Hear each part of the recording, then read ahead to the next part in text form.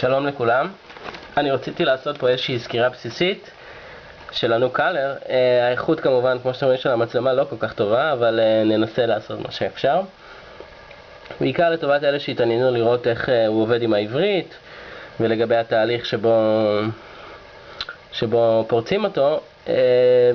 כמו שאתם רואים, זה מריץ CyanogenMod 2.3.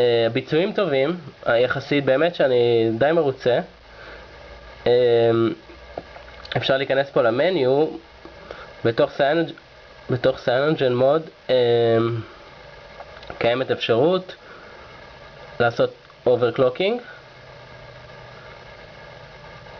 זה פה ברירת המחדל מהיצרן זה 800 MHz, אבל אני העליתי ל-1100, שזה די מקובל בפורומים.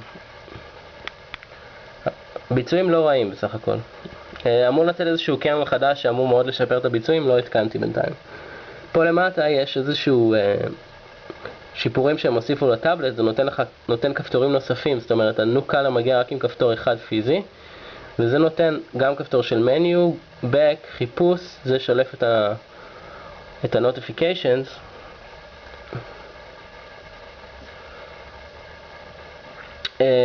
ניכנס פה למניו, לא למניו, ניכנס אולי ל-Angry Birds לראות את הביצועים.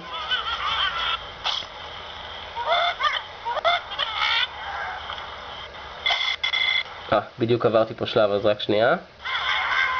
בוא נראה. הופ.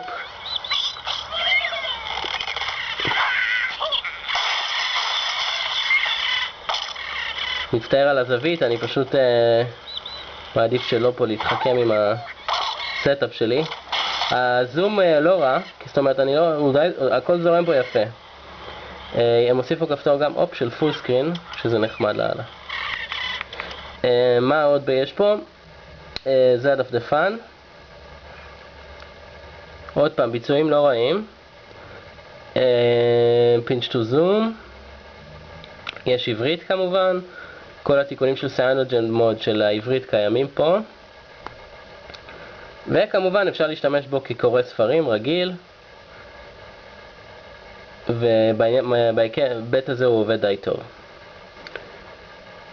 מה עוד אני יכול להראות לכם? קינדל גם התקנתי. לא התקנתי את התוכנה של Barnes & Noble, אני מקווה שהם יסלחו לי על זה.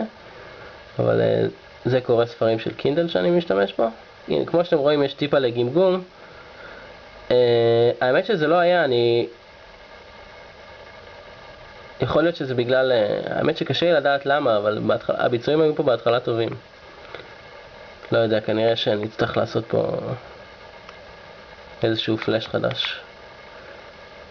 זהו פחות או יותר, אם יש איזשהן שאלות אני אשמח לענות. והאמת שלדעתי יכול להיות שאני מוכר את הטאבלט כי פשוט אין לי מה לעשות עם זה.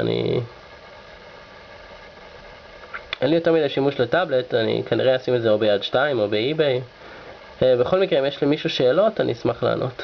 להתראות בינתיים.